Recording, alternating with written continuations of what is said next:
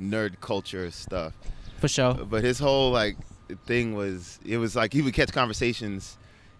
The recording would happen beforehand, and then like it's already rolling into talking, so everybody's already comfortable. And I feel you. Yeah. That's kind of how I do it too. Is like, we'll just kind of have a conversation like how we were already talking. I'll just be like, all right, we're rolling now, and like we'll just mob into it. I don't really do these like, oh, welcome to the show type shit, because it kind of like takes me out of it. I'm like, okay, now we're like doing a podcast instead of just recording a conversation or whatever. Like, all right, cool. I got to put my rapper voice on. Yo, I'm here. And, exactly. Yeah, and like all forms of art like that I do, but also that I like. It's my favorite shit is like just so raw and uncensored. Yeah. And so like I prefer like in like the goal is to keep it as almost if we forget that we're even on mic or on camera. Yeah, that's the superpower of a comfortable. Yeah. I can't not even performer beyond that, but like a good rapper can come on stage or can record stuff and it feels so intimate that it's just like, this is how I conduct conversation. A good interview is you feel like you're a fly on the wall in a conversation with somebody. That's what I've seen whenever I watch stuff, and I'm like, I feel like I'm peeking into a room of these two dudes having just like a chat. Yeah, totally. Where do you think that comes from in terms of like, well, speaking specifically of rap, like you get so comfortable and like intimate to the point where it's like the mic or the camera might not even well be there. I think it's the connection or like the want to connect with the other person. Because like if I were to go to a party and the finest chick were to like want to kick it with me and like have a conversation with me in that type of way, and the party doesn't matter at that point. It's like I want to be here in this moment, this conversation, because what it can turn into. And it's just treating the interactions like that, where it's like this is the best conversation at the party right now, so all the outside noise doesn't matter. With photo, so like speaking a little technically for a second, I got this lens on here that basically it's like the opposite of binoculars. So like widens shit out. Word. And so I could get like this close to you, and like the picture will still be in frame and all that. And so that forces me to have to be intimate with whatever I'm taking a picture of. Like I couldn't be from back here and take a picture of them over there talking. It just like they would be so far away. It's almost like cheating, because if I can get like this close to you with the camera in your face, and like you're comfortable enough to let me take that picture, like that connection is like instantly already there. Because you're already, I mean, because for what it looks like on the picture, I imagine it's a regular thing, but in actuality, you're like right up on that. You're like a magnifying glass. Yeah, it's crazy how close you can get with that shit. What's that movie? Dang, I'm not pulling any memories today. There's the movie Lawrence of Arabia. There's this movie where I haven't either, but I know the most iconic thing about it is like it starts off with this huge, wide, like view, and then it's just one long shot of a sunrise or something. It was like an older movie where everything moves like 30 minutes is one scene of just somebody walking across the street. But it's one of those, I imagine, one of those lenses that you're talking about. Probably, yeah. Damn, I gotta check that shit out. I love like alternate art styles like that in like movies specifically, but like all art. Have you seen Birdman? Birdman, no. That shit was pretty like well recognized. I think it won Best Picture. Oh, that's what's up. Have you heard of it? I've heard of it. That's Batman. Yeah, Michael Keaton. Thank you. Yeah. It's shot like a play. So there's like shots that I think are over like 22 to 25 minutes, a single shot, like all the dialogue and everything. Yeah. And the movie's about, like without getting too specific, it's about a play. Okay. And so then it's almost this double layered, the movie's about a play and it's shot like a play, and then there's like 22 minutes of straight dialogue without any camera cuts. It's next level, bro. Yeah. And like almost, I've only seen it a few times. If I remember correctly, the whole movie kind of takes place within like 3 or 4 buildings on one block. Yeah. And so there'll be shots where he starts like in his studio up here, and he'll walk down to the stage floor, and then he'll walk out and go hit the bar. And the movie is so immersive, bro, because like a lot of the music takes place from within the environments. Yeah. So they're in New York, and like there'll be some full drumming on the street. Yeah. And as they walk out, you start to hear it. As you walk by them, it's like as loud as it gets, and then as they kind of like get further away from them, it tails off. It's so immersive, bro. I feel like you fuck with that shit. So you say you watched it 2-3 times? Probably like 3 times. Yeah. What is the reason for wanting to recheck something out? Especially like I think that right now is probably the hardest time to want to revisit anything. That's because there's so much stuff out. I feel you on that. Yeah. It takes me a lot to invest myself into a piece of art. Yeah. If it's anything that I even slightly like, I usually revisit it. Yeah. So yeah. My favorite albums, movies, easy over 500 visits. Okay. Easy. 5. Yo, that's. I mean, I believe it because I'm the same way. I just rewatched. All right. Have you heard the movie Kick-Ass? Yeah. Man, so I went over to a friend's house. I don't know how long ago. It was like years ago, but I hadn't seen the movie yet, and he was like, "You haven't seen Kick-Ass? You're gonna love this." I watched it with him at 9 o'clock, and so from 9 until 10:30, I watched this movie. I was like, "Yo, this is fire!" Yeah. And then some people came over, and they were like, "Yo, what do y'all want to do tonight?" And I'm like, "We gotta watch this movie again." So we watched it a second time. Then I went home and went to sleep and woke up the next day at I don't know what time, but then I looked it up and watched it again. And then a lady rolled over or came later that day. Yeah. And she was like, "What do you want to do?" I was like, "I gotta show you Watch this movie." Kick-Ass. So this is the 4th time that I've seen this movie in the span of 24 hours. Yeah. And we had some fun while the movie was on, so it was cool. And then she was like, "Yo, what are you thinking about?" And I'm like, "Well, you distracted me during the movie, so we got to rewatch it." I watched the movie 5 times in 24 hours, but it was it was something about it was really dope and revisitable, and I could watch it again and not get tired of it. Do you not usually do that with? No, really. No. That's interesting. Not in one. Sure. The only other thing that I think, time span. A full body of work. I'll revisit a song 5 or 6 times in one sitting, or I'll just put it on repeat. But full bodies of work that I feel compelled to recheck out. There's 3 things. There's Kick-Ass. Really? Kendrick Lamar's "To Pimp a Butterfly." Yeah. Who Framed Roger Rabbit? Okay. Have you know that one? Oh man, that movie. I haven't delved into it how you're explaining. Every time you watch it, it's it's so massive. You just can't see the same thing. Right. Well, that's why I feel I do dive into things deeper. Is not. I don't even think of it as I'm rewatching shit. Yeah. I'm almost I'm getting something new every time I watch it. Yeah. So things that I'm Pulp Fiction.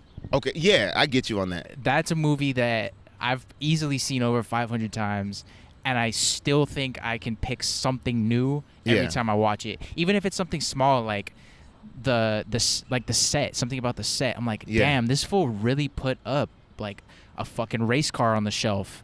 And then you hop into Reddit. I'm kind of into that shit, and people are talking about all these motifs that the race car has to do with the rest of the story. Yeah. And you're just there's no way I could possibly get that in one sitting. Yeah, I love that extra shit.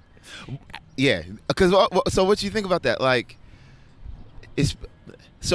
heard I keep bringing MF Doom up, but I heard MF Doom for the first time and was like, "Yeah, he's good." Yeah. And people were like, "No, you don't get it. He's fire." Yeah. And then I re-listened and I'm like, "Okay, it's pretty good." And then I re-listened and it's like, "Oh, this is great." And then the more layers you peel off, the more you're like, "Oh, this is dope." Versus you got I don't know, Lil Wayne. I heard Lil Wayne and immediately it was like, this is dope. I get it and I'm vibing. This is on point. But then revisiting, it's I got that the first time, or revisiting it 2 or 3 times. So are you more interested in peeling back layers and keeping it interesting, or are you interested in I just want to get it right off the bat? I am super interested in peeling shit back, and part of that is because I feel that's kind of a lost form of viewership. Yeah. Partially with the internet, partially everything's just so accessible now. It's I can go listen to whatever the fuck I want. And before, and not even necessarily in my time, I didn't super grow up. I kind of already had the internet when I was a kid. I'm 22. Right. Yeah. So if you had a record that you went and bought, and that's the record that you have, you have no choice but to listen to that shit front to back and multiple times. Right. And so there's still art today, there's still tons of it that has that they put that same, Pimp a Butterfly is a perfect example. They put that same effort and multi-layers and just thought and concept into the album, that it's just there to be discovered if you want. Yeah. but it's also super easy, kind of how you started this whole topic was like, or do you, like there's so much stuff that like is out there. Yeah. So you kind of seem like you just want to absorb all of it and you want to get it all. Yeah.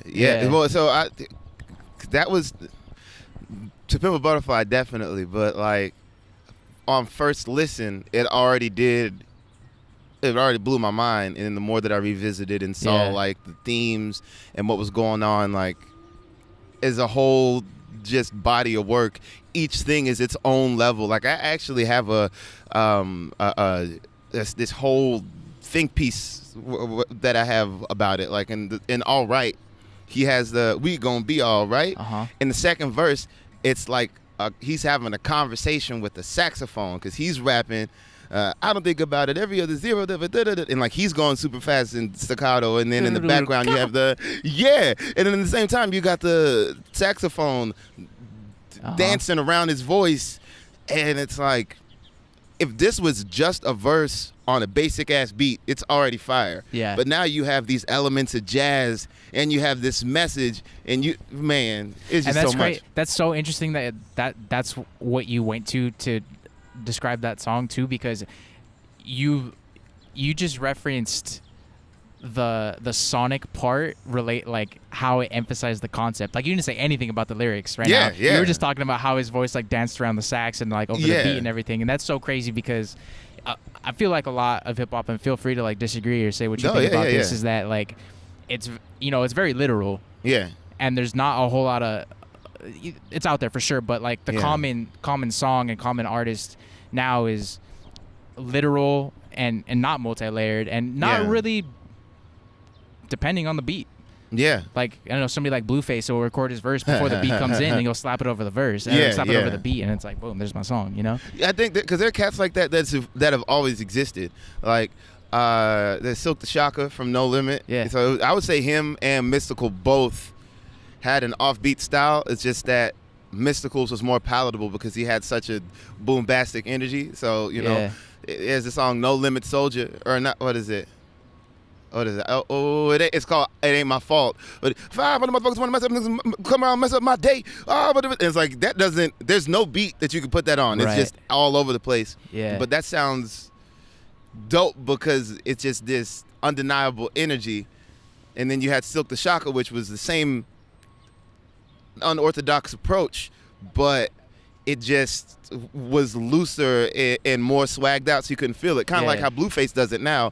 Blueface's braggadocio approach to it is what makes you, I think, that's what pulls people in. In the same sense that, like, I listened to ODB, and when I heard ODB for the first time, I was like, I don't get it. I like Method Man because it's smooth, he's got finesse, it's palatable, all this stuff. But then the more that I go back and listen, it's like, oh no, this is risky. This is super risky. Bro. Yeah, there's something about ODB that is so ODB, bro. It's like, I think part of it for me is his voice, is because I listen to any track that ODB is on. I'm like, that verse would not be the same if anybody else spat it. Oh yeah, because it's so fucking spat. This, and like his voice is so essential to like what he's saying. And so abrasive and raw that like I fuck heavy with ODB. That's ODB, bro. You move that to today, and then you got a Blueface. Then you got there's some other cats too, but he's one that comes to mind.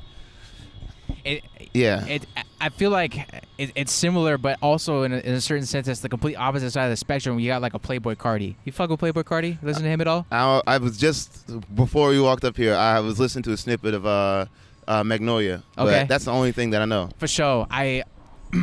His body of work, I feel like gets overlooked a lot by some of what happens with a lot of artists, like with some of their bigger hits. Yeah. So his last album, Die Lit, it's amazing. I think you should check that shit out. Okay. But my opinion on like his, I don't even know how to say it, but it's almost like his entire songs are hooks. Okay. With like, it's a verse, but his verse is spit in such a way that flows so perfectly over the beat, and it's almost more like he like invents flows in my eyes more than he's saying a verse. Yeah. And his flow becomes such an essential part of the song that I'm almost tuning out, and his voice becomes an instrument, and I don't even give a fuck what he's saying. Yeah. I think that's something that Drake, that made Drake stand out when he first like popped like in a larger, when he jumped from being underground, because when it was underground it was just dope, but he was a person that who was in the know knew. But then it was like in a crossover, since he was making 3-part songs, he would have a dope ass like pre-chorus where a dope ass pre-chorus, he'd have a dope ass chorus, he'd have parts in the verse that are each split up and digestible, but still so full. Like I was listening to I was just talking with the homie the other day, like Forever, with him, M, and Kanye and Wayne. Thank you.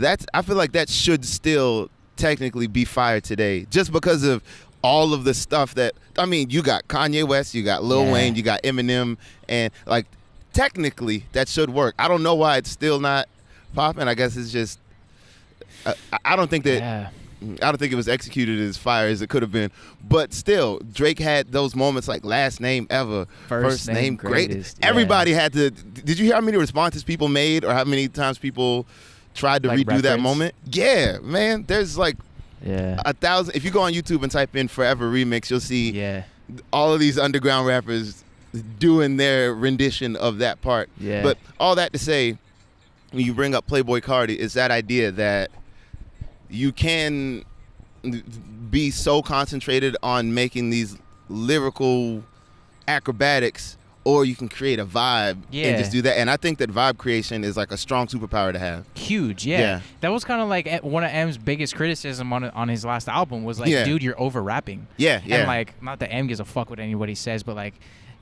I think that criticism is justified, because in some of his songs, they almost turned into an EDM song in my head, because of how like his voice is so fast. Where he doesn't let his voice pair with the beat and just be. It's like, it's almost like there's certain times where like, if you got a fucking crazy ass beat, there's sometimes you just gotta shut the fuck up and let that shit ride for a few seconds. And his voice is so abrasive and like almost like fighting the beat on top of it. Because he's so lyrical and over rapidy rap. No, I think that's the dance that I'm stuck in right now. Is I really hope I'm not an old head, but if I am, I think I'm the most woke old head there is. But like, originally, that's how MCing came to be a popular thing, was that there were these beats were just fire and everybody's connected to them, and then you have a person that come up, everybody put a hand in the air, wave them around like you just don't care, and just like, we need to find a way to fuel the party and keep it going. And I feel like it's going towards that space, as opposed to like just concentrating on the rapper being the most appealing part of the situation. It's like, no, the vibe is the most appealing part. So you got to provide to the vibe. That's why Metro Boomin is just as popping as a rapper that he produces for. That's crazy. That's fucking crazy, dude. Like that's awesome. That's what I'm drawn to. And I think there's a lot of people that's stuck in the idea that it has to be, all MC, all lyrics or nothing. It's like, no, man, both things can exist. I mean, to use the term old head, like, I feel like a common like old head like opinion is that like lyrics over everything. And in my head, like, to me, it's all about a balance of everything. Right. There's no reason why like both can't exist. Like, and I would love to see, like, I can't think of any off the top of my head, but I'm sure they're out there. Is like an artist that like dabbles in both, who does rapidy rap, but also just like lays the fuck back and just lets a ill ass flow. And it's more about the vibe and the feel and less about what he's saying. But that's definitely where I feel like contemporary hip hop is at. It's more about the vibe and the flow of it. I mean, even something like Migos. It's all about kind of just the 3-step wave of it. But then the real question becomes like, because vibes are moments, but moments are almost like a live thing. In the same sense, like freestyle. Freestyle is an amazing feat, but if you're not in the room when it happens, it's nowhere near as fire as, you know, like you can watch it on tape and try to capture, you can watch it on YouTube or something, try to capture that energy, but it's not the same as like feeling all that. And when a vibe comes about, when Lil Uzi Vert's joint dropped with the EXO Tour Life, that was a vibe. And now if it comes on, I don't think it's going to be as fire as it was before. But at the same sense, like if somebody creates a whole rappity rap body of work that's strong, and then you revisit that later, so it ages better. I think that concentration on like layered stuff will age better, but if you don't capture a vibe, then you're missing the freestyle. You're missing the excitement of the moment.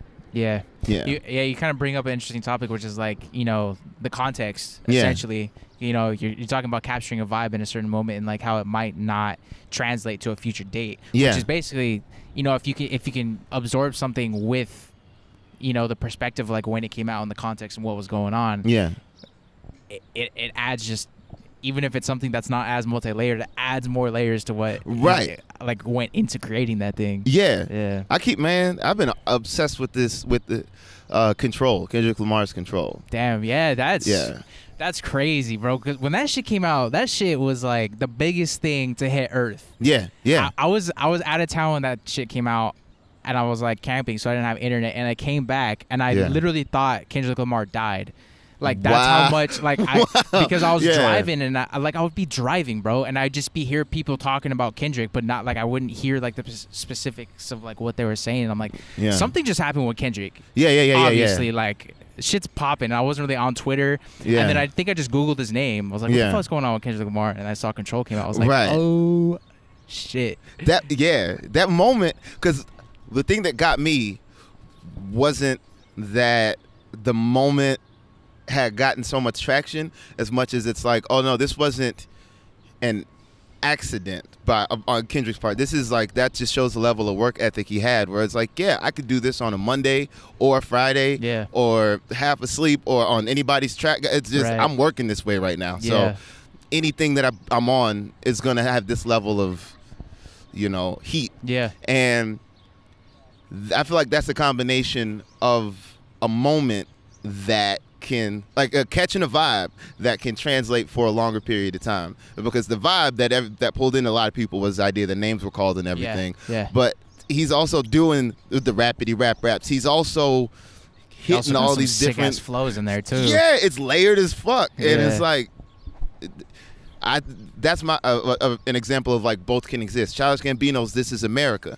For the moment, it's fire, and then you zoom out and look at it like a year later or whatever, and it's like, oh no, there's still so many contextual things you can check out, and it's like, this is still fire. You know? Do you I know you do a lot of freestyling. Heavily. And I know you got that world record for longest freestyle. It's like 16 hours? 16 and a half. 16 and a half? I actually, there's another cat, Murs, now has it. He took it? He went for 24. He did this thing where he had like, I'm pretty sure he got a lot of flack for it. I've been told, like, just a lot of people like, no, I still think you still got it. Like, I still get contacted about it, but he was doing like karaoke style, so he was reading it off of reading lyrics off of a thing, a sheet, that type of thing. But his whole thing was freestyle is being able to recite lyrics, especially with the modern style of freestyle when people go and drop verses that they've pre-written. So but I got it's good company to be in. I ain't mad at it. We're both part of we both collaborate with the trademark guys with the Jurassic 5. That thing. Fucking Jurassic 5, bro. Okay. So I was gonna ask you a little bit about freestyling, but I think we'll jump into that. So word. Okay, so how'd you link up with like DJ Nu-mark and Slimkid3 and shit? Oh man. When I was let's see, it was like a couple of years ago, like 4 or 5 years ago. But I was living in an artist house, and one of the artists that I lived with she's now doing amazing stuff. She's this artist, Salami Rose Joe, or Lindsay Olsen. She just got signed to Brain Feeder. Dope. So yeah, she's killing it. But we were part of this whole collective called Jumanji, where it's like a mix of neo soul, hip hop, jazz, bossa nova, like all of these different just blends. Art. Yeah, that's pretty much what it was. But we were all in this house just jamming all the time, and she had done a show in Santa Cruz with one of the members of what was the Far Side. No, actually, it was with it was Fat Lip and Slimkid3, this guy LAJ, who's like my big like motivator and connected to this whole situation. But they heard her sing and they were like, "We like you. We'd like you to record some stuff for this mixtape we're getting ready to drop." And she asked me. They sent her a track. And she asked me to hop on the track with her just because she was like, this is a hip-hop environment. I want to make sure that I'm, catching the right type of vibes. And I was like, yeah, sure. We cranked out a random track to a vibe that she had made. And then they sent her, she sent back her version of the song with me on it. And they were like, who's this dude? He sounds like he's straight out of the 90s. And she was like, this is my friend Austin. And they're like, you got to bring him in. And so I worked with the guys from the Far Side on a track for a mixtape that they were going to release in Europe, and that was just the vibe. It was me, Slimkid3, and this artist Lindsay Olsen, and it was chill in that way. But then DJ Nu-mark did a compilation of the dopest Far Side tracks and the dopest Jurassic 5 tracks for Hip Hop DX. Yep. I'm sure that was the website, but he did that and threw this track that I was on in that compilation, and it was like, yo, I got to bring you in the studio to work with us on more stuff. And then that turned into me, Slimkid3, and DJ Nu-mark making like one track to 5 tracks, and that 5 tracks turned into a project, and now we have like 2 albums worth of material. Damn. So yeah, it was just a snowball leading into another snowball, and now we do shows together. Yeah, and so now I got songs with DJ Nu-mark and Slimkid3, and then I also got like a bunch of stuff with the 2 members of the Far Side, so Fat Lip and Slimkid3, and this dope MC K Nat, and like it's just a lot of stuff cooking right now. Yeah. Cool. Well, what were those studio sessions like when you were living in that? You were living in a shared artist space. It was a house. It was like house? And everybody. It wasn't one of those things where we were all like on couches and nothing. Like we all had rooms and our own separate recording spaces, and it was dope because there was the drummer Amir Usman. He's killing it. He's touring all over the world. He's with have you heard of Oliver Tree? No. He's a Instagram rapper that does memes, and he's just popping on the internet. But yeah, Amir was there, and then there's this guy Rob Finucane, key player who does a bajillion things, myself, Lindsay Olsen, and we were all just like rotating, and we got to record some stuff over Rob's keys, so we'd all jam into Rob's room, jam pack in there, and then make stuff where it's like, oh man, I need some backup vocals for a track I'm working on. Everybody jump in.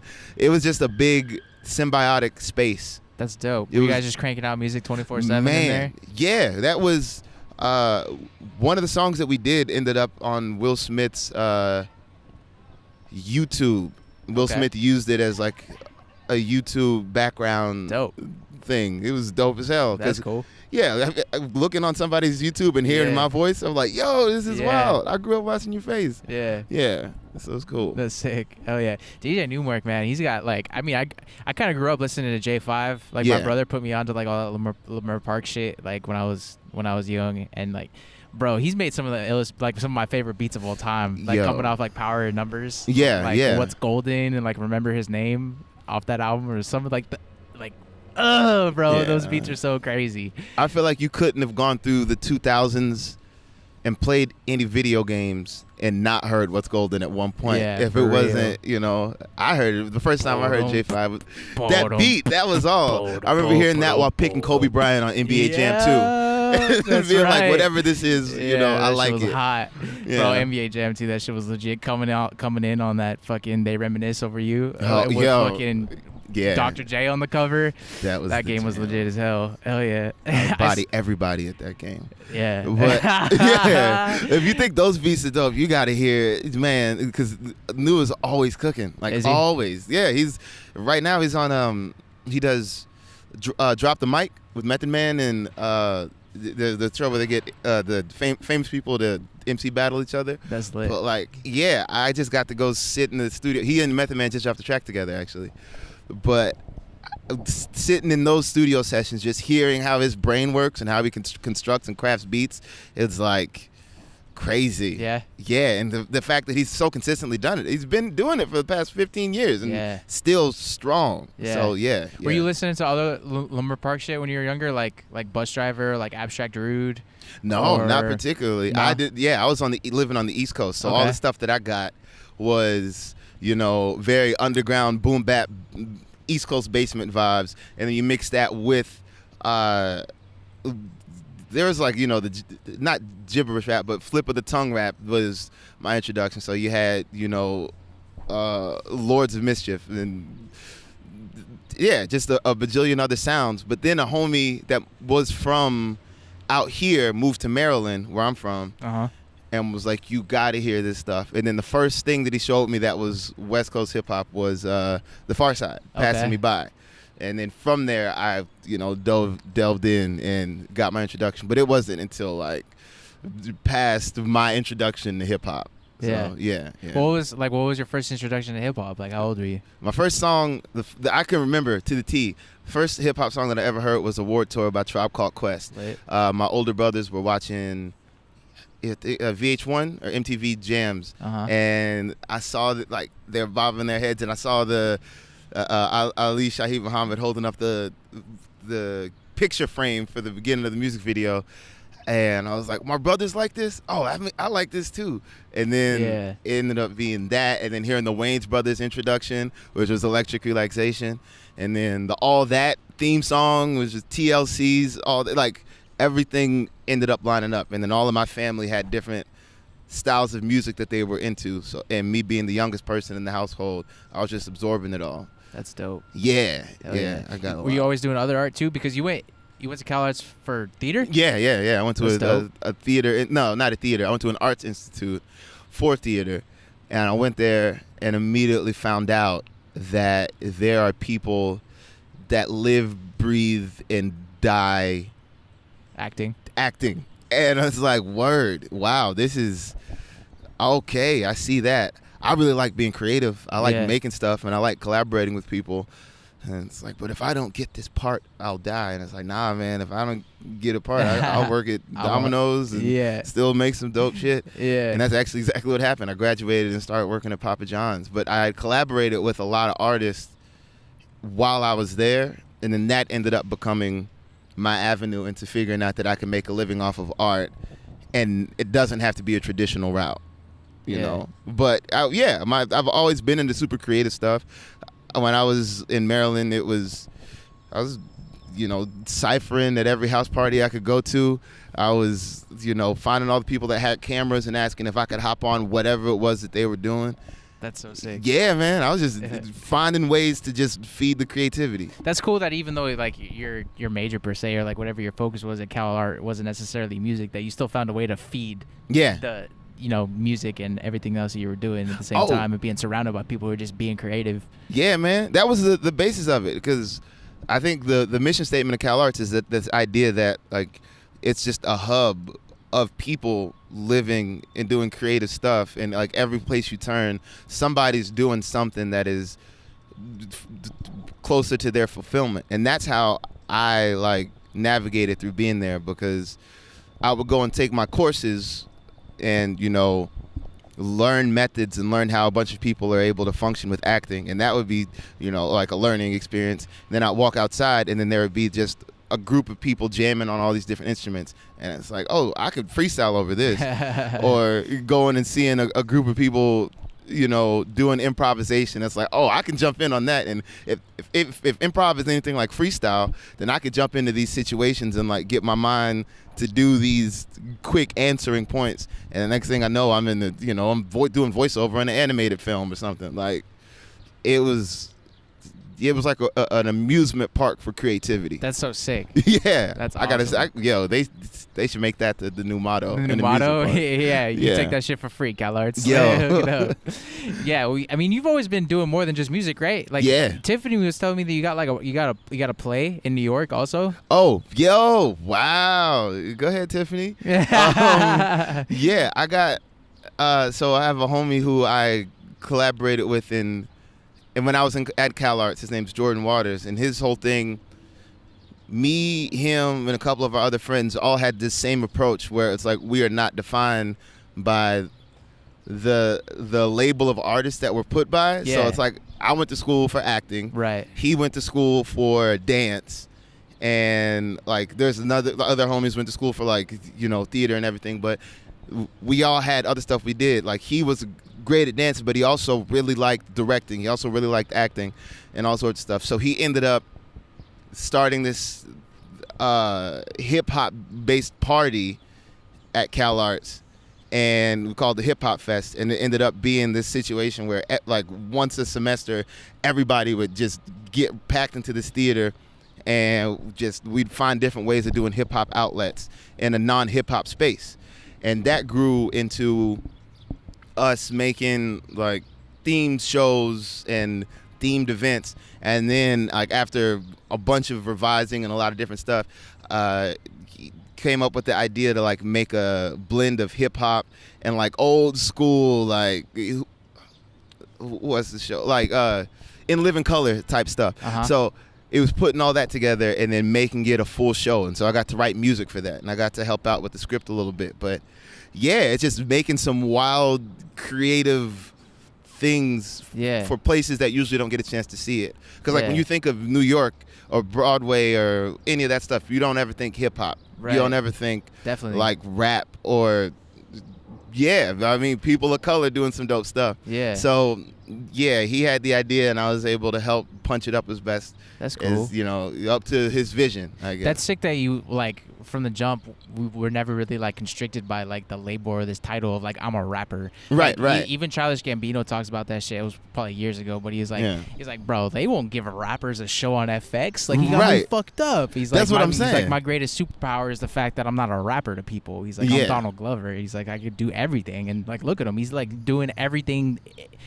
He's got shows, he writes, he's fucking acting, he makes music, he's directing these lit-ass music videos. Like, he does it all. I feel like that's sick that you could find a way to, like, first off, not just be constructed by this label of I'm a rapper, but also be able to implement hip-hop into all the other shit that you do. Like, that's clutch. That goes back to that conversation we were having earlier, where it's, like, underground versus mainstream, where he was... Because he's been doing all this stuff for forever, but was always underground and was only acknowledged as, like, either a comedian or an actor or something like that. But then once, awards start rolling in and recognition, then it's like, at a mainstream viewpoint, it's like, oh, right, you can be whatever you want to be. And it's like, I don't need y'all's permission to be this shit. I've been this shit this whole time. For real. And that's what, I've always been definitely motivated by Donald Glover. That's a huge... As I think everybody should be. Just like an example of somebody who's like, I take huge influence from him, just being like, why couldn't I do this other thing that I haven't already done, or like isn't in line with photography or something? Like, fuck it, I'm gonna start a podcast. Like, fuck it, let's just see what happens. Like, try it out. Damn. So like, do you think? I mean, we were talking about that a little bit earlier. I think off mic about like, okay, how do you define like underground these days? Do you think it's an important like distinguish to make between like what is underground and like what's mainstream, or what makes something underground? Not to the... Well, actually, I think it's important both to artists and to consumers, because for artists, the understanding is when you're underground, it's kind of this like for artist by artist scenario. Yeah. And then when you're mainstream, all of a sudden it's like you lose like artist support. You lose core support from people that are like, just on the artist sense, you feel constricted to have to be what your selling point is. But in like a consumer sense, I think it's tough because everybody wants to discover something. Everybody wants to have their own little. You want to have your favorite coffee shop. You want to have your favorite, spot in the cut that you go to that nobody knows it's about. It's cool to be in the know about some shit. Right, but then as soon as it crosses over, it's like, man, I don't want to come here anymore. And it's like, but you're the support that's gotten this space to be this way. Yeah. So it's paradoxical. Yeah, but I think it's whack. I think it'd be more dope if people are just allowed to be, and it's all right. Well, 100%. It's funny. I got this homie who he doesn't really listen to music. And he definitely doesn't listen to the radio. Yeah. And so sometimes he'll hear shit or he'll play shit that's like mad mainstream, but he doesn't know it. Yeah. Because he doesn't have a reference because he doesn't listen to music that much. He's not out there hunting. And so when Future's Mask Off was like all over the radio and shit, like he'd be bumping that shit and he'd be like, damn, this shit's hard. I'd be like, yeah, it's like overplayed. He's like so? Yeah. Like, who gives a shit? Like, shit's hard. Like, I don't even know that this shit's overplayed. I don't listen to the radio. Like, why does what other people like somehow influence your own opinion on like what you like? That's the whole underground situation. Did you ever double XL freshman covers? Yeah. Man, every rapper that I know, at least, including myself, that has been a point of aspiration at one point or another. But there was one artist that got on there and was talking about how he wants to maintain his underground vibe. Was that X? It was Hobson. Okay. And then he was and Danny Brown was like, "Too late, you mainstream, man. You just gotta accept it. Like, there's gonna be people that are gonna get upset. The work is you can't control it. And at that point, you just got to keep creating because when the tides come, they come. But yeah, it's a funny thing to think about. Do you think that, one, do you think it does? And two, do you think it should influence how you make music or how you make art? Like, knowing the fact that a shit ton more people are going to see this, or like the casual viewer is going to see this. Because like, I feel like when you're lesser known, or, somebody with like 250 followers on Instagram, you kind of know that like, one, not that many people are going to see it. So like, you kind of have the freedom to take risks on shit. Yeah. And two, that people who do care are probably going to spend more time on it, and there's going to be less brushing over on it if they're going to give it the time of day. Yeah. When you're bigger and have this bigger audience, you might just get like people just with one play, or like just playing the hottest track. Do you think, one, that it does, and two, that it should like change how you think about making music and its reception? Just as a creative, nah, because then you'll drive yourself crazy. You drive yourself crazy trying to be a thing, when in actuality the whole point that you got good at whatever it is because you were purely making it, and like just for the purity of it. Yeah, and it's one thing when you have like a whole like team of people that are helping you make stuff, and then sure, because then one day you can be making Afro Latin vibes and make a radio song because you and your team got that, and another day you can make these dope ass trap songs because you and 16 people got that. But when you're like a person that is fighting up the Mortal Kombat ranks of being an underground or just being in certain environments, then it's like you're authentically creating yourself. You're authentically like learning how to do this stuff. So don't try to change it up now, because that's what's got you to where you're at. Yeah. Yeah, there's such like a tug and pull between like the creator and then the viewer, because like if you're at a museum and you're looking at something on a wall, they're not there telling you what to think. Right. You know what I mean? All you have is like your own interpretation of what's going on. Yeah. Which like, I don't know if it's so hard, because it's like it's 50% of the battle when you make something, like especially if you go into it saying like, I am trying to make this thing, or I am trying to like achieve this or say this. Like you only achieve that if the person gets it. Yeah. But if you kind of open up the possibility of interpretation, being like, this thing exists. Yeah. Wherever it goes and whatever people think is therefore what it becomes, then you kind of just like, fuck whatever it's called, fuck whatever it is. It's up for interpretation. It just exists. Yeah. Jim Morrison used to talk about that. Yeah, like, towards the end of his career, people, and also I think money gets involved. Like, once you're trying to monetize shit, like, oh, we're trying to get this demographic. It's like, okay, you have to make this type of song. It's like, that's the thing. But what did Jim Morrison talk about? Well, because like during the end of his career, you know, he had a lot of outside influence from what little I know about his life is. Oh, you gotta make you should make more blues songs. You should make more this. And he's like, why does it have to be this or that? Why can't we just make music and let it exist? Like, if you try to make a blues track, it's gonna sound like you tried to make a blues track. If you make music, now you're inventing your own shit, and who gives a fuck what it's called? Yeah, I think it's definitely the push and pull, because that's what analytics are for. That's what stats are for. Is you see. They're like, all right, I make this. I roughly make this thing, and then I roughly get this many people to enjoy. And these people like it more. I roughly make a song that has country influence, and then country people, roughly a country audience is going to like it. All right, so if I make more of a country sound, then more country people are going to gravitate toward it. All right, I make a lot of country sounds, and a lot of country people rock towards it. All right, I'm a country artist now. And then that's how it ends up funneling. But it could start from the jump, just like I'm a person that likes to make sounds with the guitar. Yeah.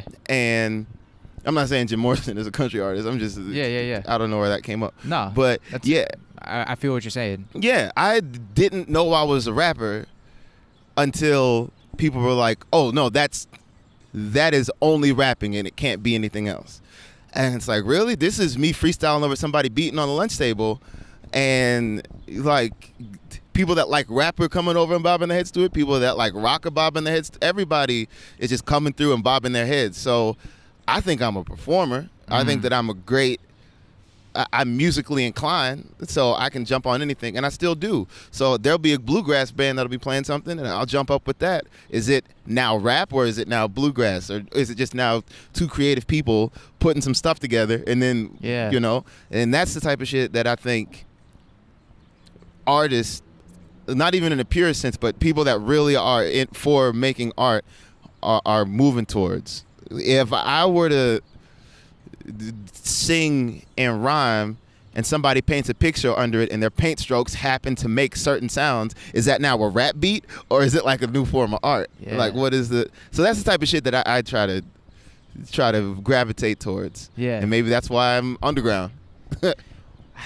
That's a good point that you bring up, man. Like, I mean, I even speaking popularity or speaking like style, like maybe that is a reason some people like stay underground in terms of popularity, is because they're not trying to make shit for the masses. They're just making shit that like maybe a tight niche people fuck with, because like they're okay with this like experimental new genre of things that just so happen to be made in like a certain area. But that's because that ends up happening where you have people that make really different stuff, and then people gravitate towards it as like, oh no, that's cool now. Now we're gonna say that's cool, and then that becomes mainstream, and then everybody tries to make that, and it's like, nah, that didn't come from a place of trying to follow a thing. That came from somebody being really weird, and then making an unorthodox thing, and it worked out. Yeah, that's nuts, right? Because it feels like a lot of artists that have blown up recently are because they're doing something slightly different. And then people just like are whether consciously or subconsciously like, yes, I fuck with this something. It's fresh. You know, it's new. And then exactly like you said, that becomes a thing. And so you have all these new people like biting that style and biting this style. And I feel like no matter what, that's kind of where you start. Like you got your influences, you know what I mean? But I guess the goal is just to create it into your own thing, and then hopefully it's new. I don't think that nobody started off making a thing not sounding like, man. So it's funny. I listened to, I was recently listening to I got Eminem verses like tattooed behind my eyelids type of thing, because I just love the style, or like earlier stuff that he was doing. And then I listened to some Slum Village, and they're artists from Detroit, produced by Jay Dilla, a lot of their stuff. And like one of their more aggressive tracks that they had dropped, and the punchlines and the swings that they were dropping sounded like it could have gone bar for bar against some D12 tracks. And it's like, of course, Em probably could have honed in on that, because there are a lot of cats in Detroit that were killing it that didn't get that level of mainstream success. But that was the think tank they were in. Like, you were able to listen to other people in your surroundings and then make that. So in the same sense that, like, yeah, I started off listening to 5 artists and I studied them to death. And then after studying it, I got so good at that style that I was able to branch off and be like, if I make this slight alteration with person 1, this slight alteration with person 2, and then make my own branch of it, now I'm starting to discover my own sound. Yeah. Yeah. And I feel like that's the growth between biting and crafting. Because if you bite, then you're just stuck on trying to emulate. But if you craft, it's like, nah, I just really like the way this person used their salt, so I'm going to take salt. I really like the way this person seasoned. I really like the fact that they use, beef for this instead of pork. So I'm going to take the beef. So salt plus beef plus this greenery and this. Oh, damn, I got my own dish now. Yeah. So that's my shit. That's my shit. That's a good way to put it. That was dope. And I feel like a lot of artists, like, just wear their fucking influences on their sleeve. Like, oh, yeah. I mean, Nipsey Hussle, fucking Nipsey Russell, fucking Frank Ocean is, he bit, like, basically his name off some of his, his favorite influences. And, like, fucking, why am I fucking blanking on his name? Frank Sinatra.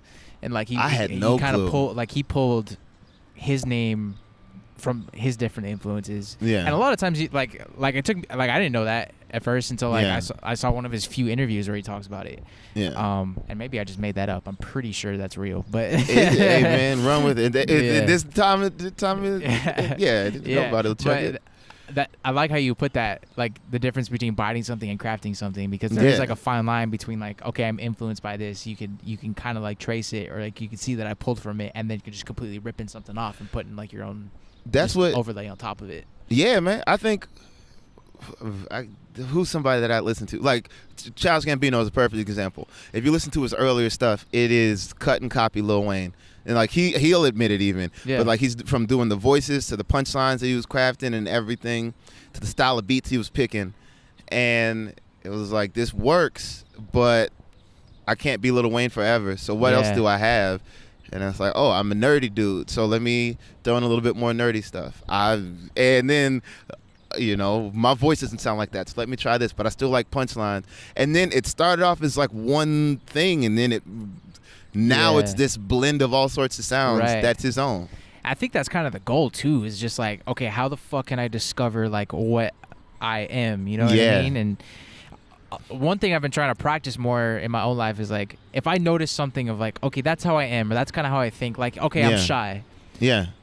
Instead of being like, let me fight this shit. Yeah. And trying to not be shy. Yeah. Let me embrace the fact that that's my personality and make it work for me. Yeah. Yeah. Like, okay, I'm shy. So what does that mean? Well, maybe that means I would have an easier time connecting to people who are also slightly introverted. Yeah. Instead of trying to convert with people and smash heads who are super extroverted. And, like, then I'm just going to fall back.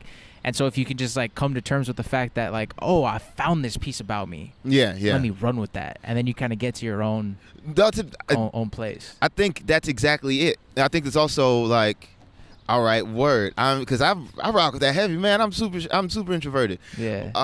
And then in the same sense, I've come across so many extroverts that are just like, just extroverts in general. A lot of times people that just have such a big energy, and it's like, I need to find more people like me that I could connect with.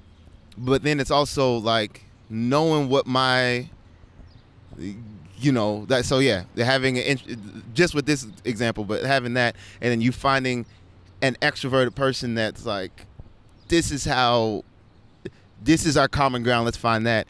And it's like, word, if I can use that to communicate with you, then this is my means of connecting with others. So I definitely think about that on a rap sense. So I have a strength in boom bap style. I have a strength in super mellow, laid back beats and everything. But then I got in a collaborative beat. I collaborated over a beat with like a lively, it was a trap beat, like a lively, song, and I found a pocket. Yeah, I found a pocket that was fire on that beat, and I ended up like killing it. And it was like, oh word, I got an approach that I can take now. I got an avenue into hopping onto this situation, and it's not inauthentic because it's really how I would connect over this style. Yeah. So that's being able to find how you can include your scenario into across the board. I can't even think of the words. I think it's like the hard part about getting there is that if you embrace who you really are, or like embrace your true style, and then you put something out, at that point, like you're putting your true self on the line. Yeah. But if I just bite somebody's style and I put it out, I think subconsciously, like in my head, it's a safety net to know like that's not really me. Yeah, yeah. But if I put something out that's wholeheartedly me, and like it's people criticize it, or like people are like, oh, this is trash. I'm like, well, fuck, that shit's me. You know what I mean? And so it's scary to be like, let me put me out there and like emphasize what I am and just embrace that shit, rather than kind of like mask it and like try to pair it with other things that are already working. That's I think that's what makes all of the people that are super appealing drawn in, because Jay-Z has been around for forever. Yeah. And there was a point, like before Reasonable Doubt, there was a point where he was a super technical rapper, where he was clearly a student and was showing his handling of the craftsmanship. But then it's like, nah, what if I'm just 1,000% me? What if I embrace the fact that I got a goofy voice, that I laugh, that I like talking about finer things in these ways? Then if you can unapologetically be yourself, then that'll fit over any avenue that you put yourself out on. That'll fit over the old school beats. That'll fit over beats now. That'll fit over working on a collaboration with Linkin Park. Like, how the fuck does that happen? Yeah. It's like, because you gotta have fucking balls to do shit. That's why, because anytime it's your boy. That's how it works. Oh, shit, that's funny, bro. Yeah, I'm trying to remember where I heard it, but there was an interview with Andre 3000, and they were talking about when they were putting out Hey Yeah, and how he was terrified to put that song out. Really? Because he's like, this shit's so weird and new, that like I don't think this shit's gonna work, man. And I feel like that's just the scariest shit as an artist, just to be like, this is me, I'm putting this shit out there, it's 100% me, like it or don't. Like, it's so hard. That's to this day is still my favorite body of The Love Below is like what's my favorite body of work. I might even say Outkast wise, but definitely for Andre. But it was because for all the other Outkast stuff, it was always progressive hip hop. It was always super out there alien style thing, and I think that Big Boy was an MC that was the Tribe and Outkast moved in this way to me, is that Big Boy and Phife Dawg were experts at exactly what rap was at that time. So whatever the style of rap that everybody wanted to excel to being at, those dudes had it like the back of their hands. And then it was like, all right, and then you have this unorthodox being that's going to come through and say the most left pocket rhymes with the crazy concepts, and I don't get it, but it's cool. And then later, as time progresses, it's like, oh snap, this was ahead of its time. Yeah. The Love Below was that album. The Love Below was that project that didn't need the introduction of like, my super dope rap homie's gonna make me palatable real quick. It's like, no palate, just here we go. I'm gonna have a song where it's super jazzy, doing over my favorite things and not sing a single word, or I'm gonna have a Hey Ya, or what with Roses? Yeah. What the fuck? Yeah, out of left field. And I loved it. Yeah. That was one 50 times over and over and over again. That song? No, definitely that song. Funny story about that song. I was in 8th grade. I got invited out to a house party that was gonna go later. Like, it was like a late overnight house party with, everybody was gonna go through there. Yeah. And it was the first time alcohol, all sorts of stuff. I was like, oh, this is about to be it. 8th grade, you said? 8th grade. I was so hyped. So I was like, I just saw that music video on Yahoo something. And I was like, there's a lady that I was interested in. And I was like, I'm going to rap this to her and hopefully I'll get a kiss or something. Yeah. And so I printed out the lyrics on the ride over there. I was reciting, now she got a hottie's body, but the attitudes, I was like, she's going to love it. And I went to the party and got ready to rap it to her and then choked. And it didn't end up going over well. But yeah, so that was before I'd ever freestyled for No, I'd freestyle before, but like that was the first time I tried to freestyle to like be interesting to a girl. Yeah. It did not. It was bad. It wasn't a freestyle, but like it was bad. I didn't. Yeah, but I still love the song. Yeah. You got better at that now? Oh, man, let me see a lady at a coffee shop. I'd be like, yo, you going to get the mocha? Well, I'm about to. I don't know, yeah. Well, when we were at the crib the other day and we were listening to that Xmas with Doom album, like, you just started flowing all over the entire B-side with all the instrumentals. Those beats were fire, man. Bro, that album's crazy. Yeah. That shit's crazy. Speaking of Outkast, like, I was pretty late to the Outkast. I don't know, man. Like, for some reason, it just, like, was over my head. And then somewhere along the line, I picked up Aquemini. Okay. And I was like, oh, my God, this shit's next fucking level, bro. Like, yeah. I love that album. That's an album. Like, I don't even think I could call myself an Outkast fan just because I would be disrespecting Outkast because I don't have enough knowledge about Outkast. Okay. I love Outkast, but there's no limit that you can love or not love Outkast. It's just a lovable, But Aquemini was the one that like got me and pulled me in. I was like, damn, bro, this shit's next level. Yeah. And then what was the other group you said? Oh, Tribe. Yeah, same situation. I didn't know that I didn't know that I grew up on Outkast. I just knew that there was a lot of songs that I had liked, and then I saw them win a Academy. Was a Grammy? Yeah, I saw him win a Grammy for The Whole World with them and Killer Mike, and I was like, wait, these guys are also the guys that made So Fresh and So Clean, and that also made Sorry Miss Jackson and B.O.B. Oh snap! I've listened to everything y'all have done. I didn't even know, so it was wild. But yeah, I was always a fan and just didn't know it. And I knew more Outkast than I knew Tribe. I was late to Tribe. For sure. Yeah. I want to ask you something more about freestyling. So, I saw like a clip from a talk you did at Cal Arts last year or something like that on like a hip hop crash course or like freestyling course. Yeah. I believe anybody can freestyle if they just try. Yeah. You were what was I gonna say? You were talking about when you were doing that the world record rap, how afterwards it was like almost meditative. Yeah. So what the fuck is going on in your brain when you're freestyling, and what changes? And like I'll give some pre-context. So when I'm taking pictures, if I'm taking pictures for like all day, I'm walking around, I'm just snapping. The rest of that day when I'm not taking pictures and the following days become like 10 times more interesting. Yeah. Because I call it photo eye, because I'm looking at everything through this fucking frame. Like I'm like, how could I snap that? Like how could I frame this? Yeah. And then all of a sudden I'm like way more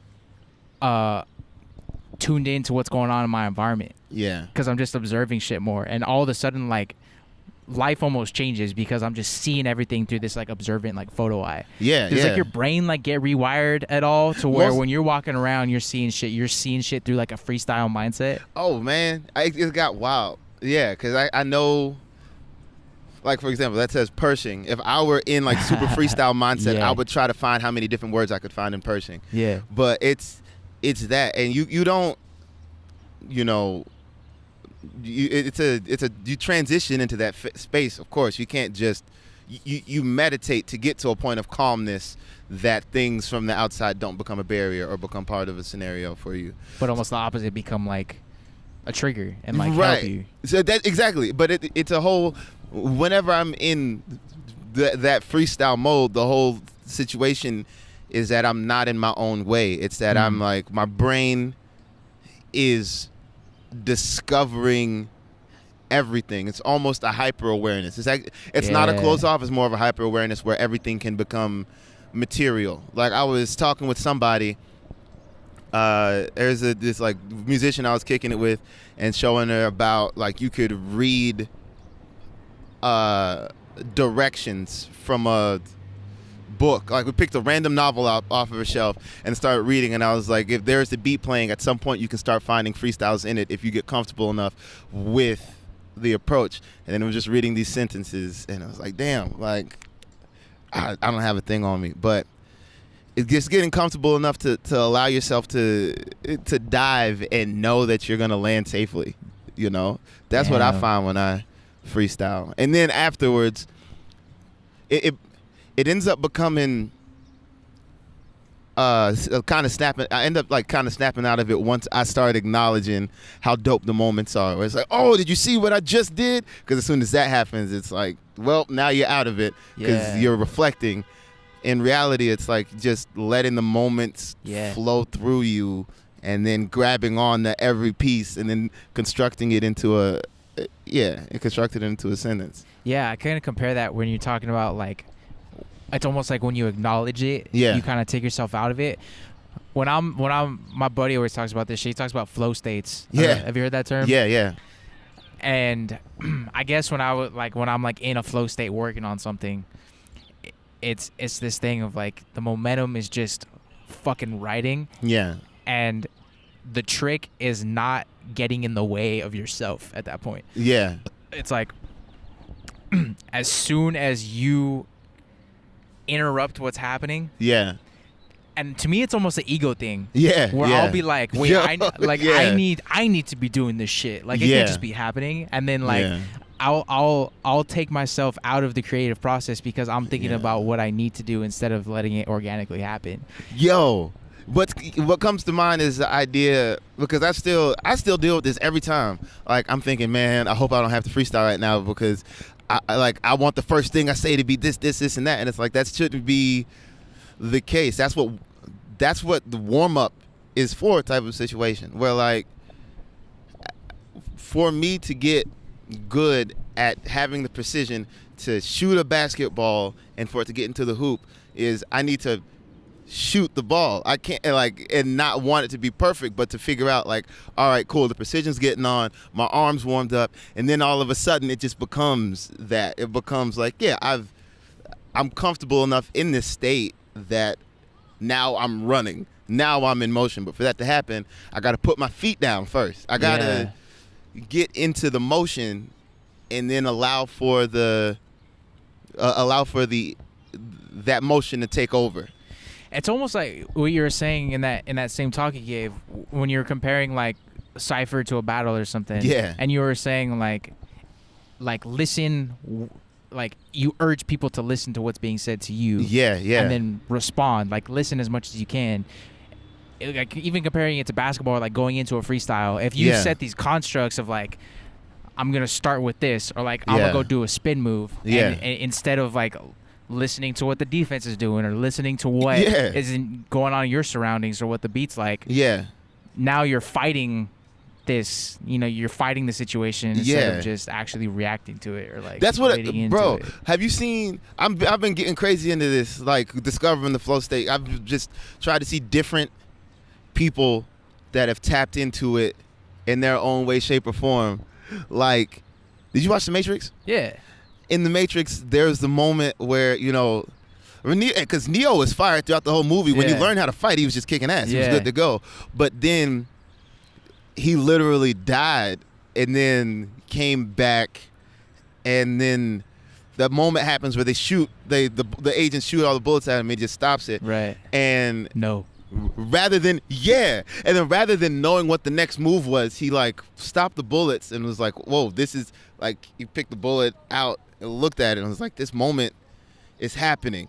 And then dude comes at him and tries to punch him, and it's just like like he's witnessing it happen in that moment. He's not even, it's not like, all right, cool, my next thing is I'm going to slam dunk, I'm going to kick in this. It's like, no, I'm just going to, oh shit, I'm doing this. I'm in this motion right now. And that's what I feel like when you drop in, when you really allow the stuff to happen, because you're untouchable. There is no wrong moves, because every move you make is going to be the correct one. So at that point, you just allow the moves to happen.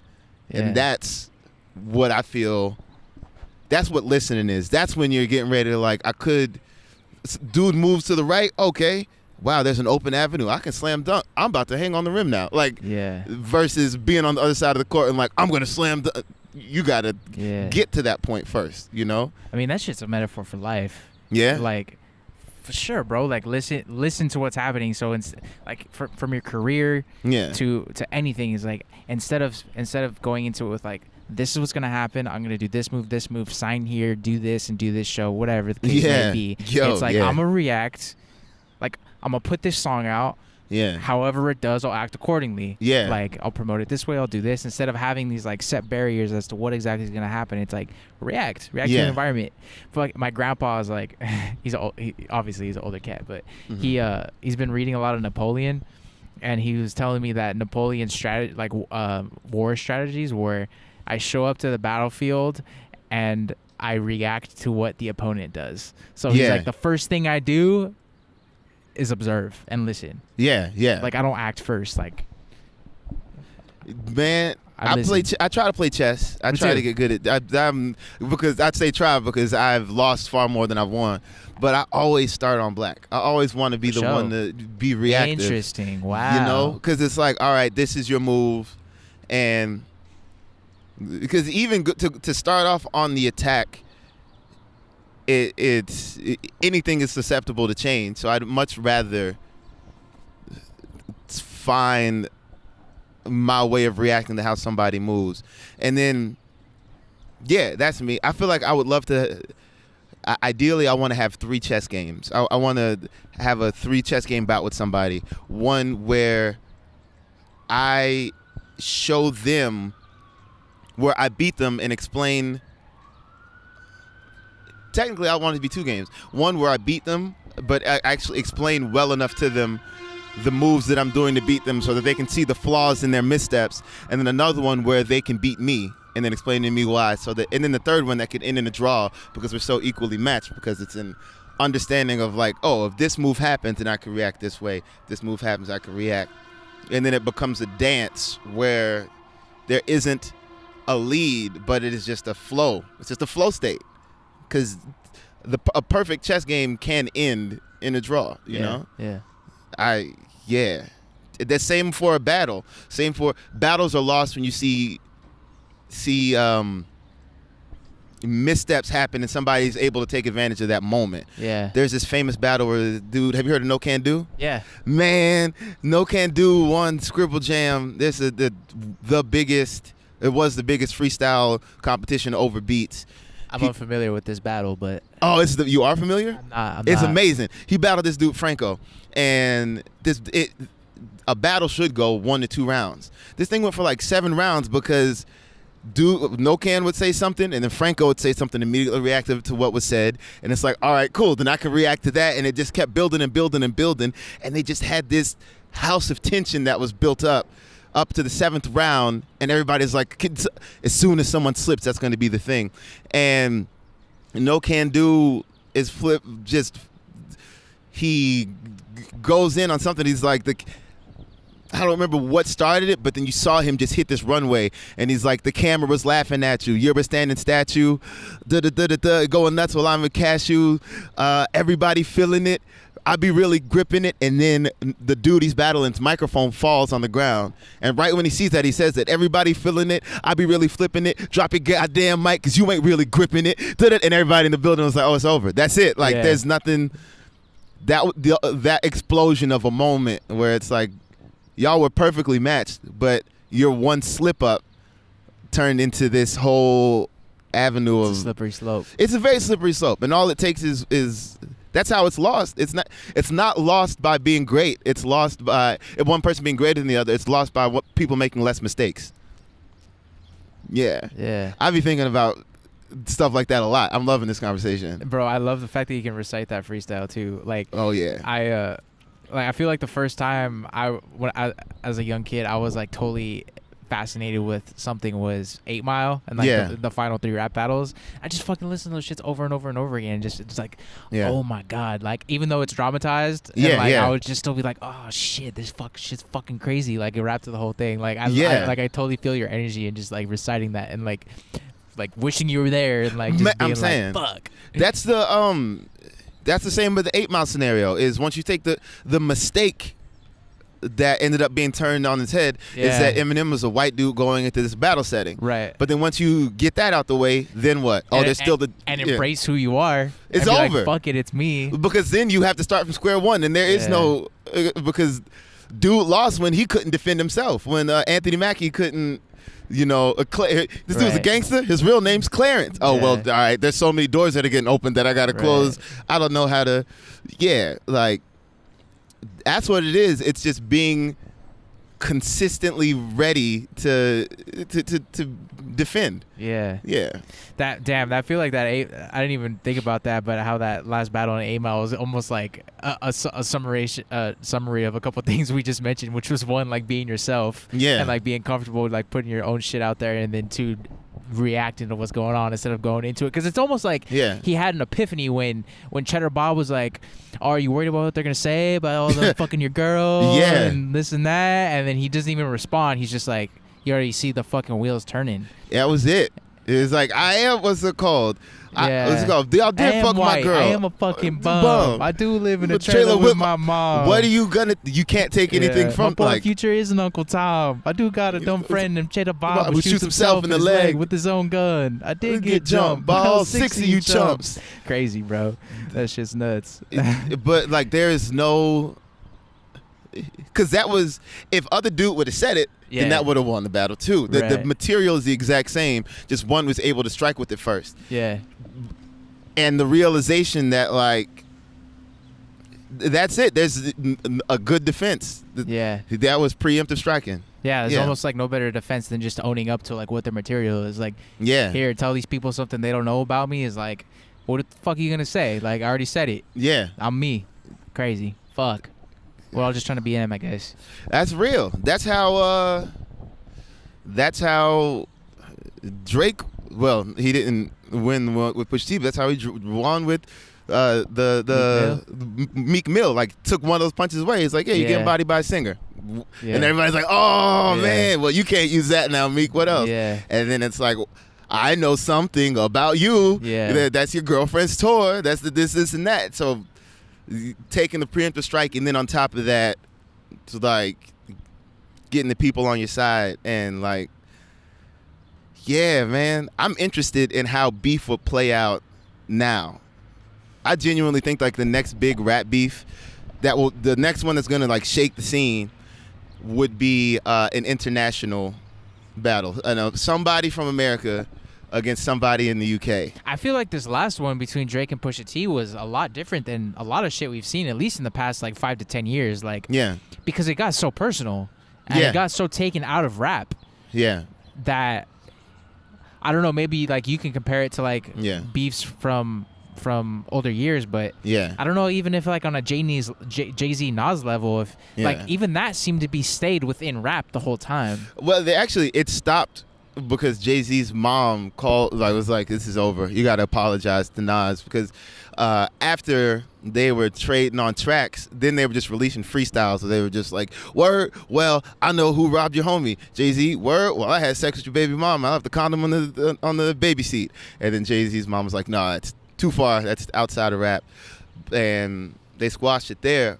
But the ones that received the most acclaim were the clever rap moves that they made on songs. Right, but even all that was on songs, right? It wasn't like releasing pictures, like old pictures, and you know. But that was that Jay-Z did. He did. Oh, did he?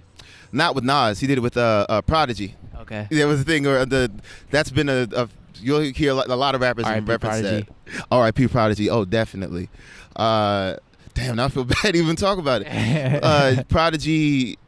It's something that it wouldn't even be a big deal now, but Jay-Z was performing at Summer Jam, Hot 97 Summer Jam, and in the beef, while performing on the stage, he put up a projector of Prodigy in a dance class. So in the same way that there was the Drake picture, it was, you know, Prodigy in like a leotard in the dance class, and it was like, and he was dissing him on tracks while doing that. So there's always been that level of personal. There's always been that level of like, I'm gonna try to expose you or demoralize you, but I don't think it was the picture that got Drake as much as it was the revealing of the kid. Yeah, and also like this is supposed how that was linked to like a release of an Adidas deal and like a shoe that how like if that's true, I don't know if that was confirmed or not. Yeah, at that point he's fucking with your money. Yeah, like you lose a deal over that. Like you got it. Sheesh, like the big embrace. That's like the only time like in settings where like I'm pretty mild mannered and like I'm not like a fighter at heart. Yeah, like I'm super like non-confrontational, But I'm not even like a big like, oh, fucking chase the bag, money's all that matters type shit either. Yeah. But as soon as somebody like either fucks with like my people or my money, I'm like, snap. And he got both. But so there was so many strikes that Pusha T had, and like, you know, it was too. What's it called? Pusha T pulled what Anthony Mackie's character could have pulled if he had the chance to strike first. Yeah. Where it was like, you live in a trailer with your mom, this and that. You're hiding your son. Yeah. You have what's it called? Here's a picture of you in blackface. All right, you talk about me being a drug dealer. I'll talk about the fact that, you know, your parents, and like, he went in, he literally did the exact same thing, but on the inverse. So he caught Drake before Drake could embrace this stuff. So you were saying that you think like the next evolution in rap beef is going to be like international shit? I think that's going to be the next thing that catches fire. Because technically Drake and Meek, Drake and Pusha T, that's like Canada, America. Yeah, and even it's crazy now because like, you know, everything is so accessible. Yeah. That, not to say it doesn't matter, but location and like scene and upbringing of a place doesn't seem in my eyes to hold as much weight to like your identity now and like what your music is, because it seems like before like the accessibility of music on the internet, it was like, this is what's happening in Houston, this is what's happening in Atlanta, this is what's happening in Brooklyn, this is what's happening in Queens, like even that's different. And now it's there's a lot of times I don't even know where fools are from. It's like I don't like Lil Uzi Vert, like Florida, I think he's Philly. Like, but yeah, man, the internet is its own region at this point. There's definitely, but like I just know for a fact so many people are gonna get, because that's the tribalism of the whole thing. Yeah. When it was you know, my guy against your guy. Yeah, Biggie and Pac. Oh, this is East Coast. This is West Coast. Yeah. You got what's it called? Common versus Ice Cube. Oh no, he's got lyrical cats. No, fuck that. We got gangster rap. Yeah. And there's always a person that you can identify with. Yeah. And I think the next dude to identify, like, you got Meek Mill versus Drake. It's like you got the authentic underground cat that the underdog that we all want to root for, and then you got Drake where it's like, oh, he's been winning so long, we want to see this and that happen, and people taking sides. And the next thing, I feel like there's going to be, the UK hip hop is already huge and all this stuff is popping with it. So if that beef were to go down, then all of these American outlets from West Coast to East Coast, oh, we got to support our guy. Yeah, that's a good point. That would kind of like unify like U.S. hip hop again. That's for one moment, for like 5 minutes. Yeah. Because even Whataburger was hopping in the Drake and Meek Mill beef. Like, that alone, I think it'll be wild. Hopefully it isn't, you know, ugly or fatal, but like it's I can see it. Yeah, I mean, even like, it even seems more acceptable these days to be like a Giant fan living in Los Angeles.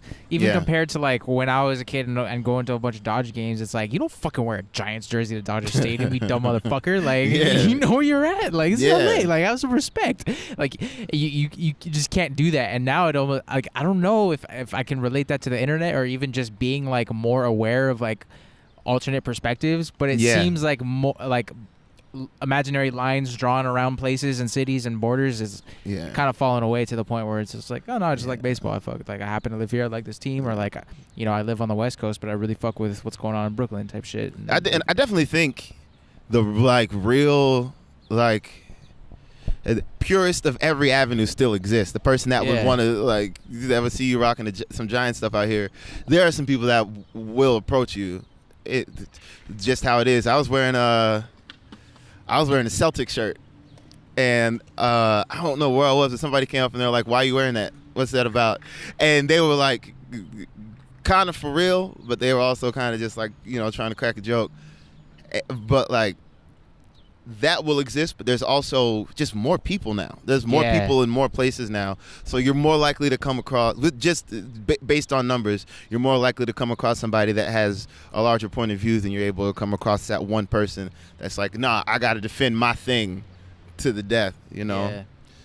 Because I'm over here thinking that underground hip hop I could get the idea that underground hip hop isn't as popping as it used to be, and then I go to an underground hip hop setting, and I'm like, damn, there are so many people here that are at the edge of their seat for lyrics. Have you heard of this cat Toby Nwingwe? Mm-mm. I went to the Regent. What's his name? Toby Ngigwe. Toby Nwingwe. I'm hoping I'm saying it right. I'm just gonna call him Toby. NWE. Yeah. And I went to the Regent, and it was a sold out show, and this dude for an hour straight just bars. And you would think that it's like, all right, this is kind of cool. Maybe it's going to be mellow. You're going to hear people talking. The only words that you would hear from the audience were people reciting the lyrics back at him. There was like a 6-year-old girl on her dad's shoulders, like bar for bar going with him. And it was just him, a drummer, and a dude on keys. And it's like, that stuff still exists. The type of people that will lose their shit at a block party still exist. You just have to know your communities.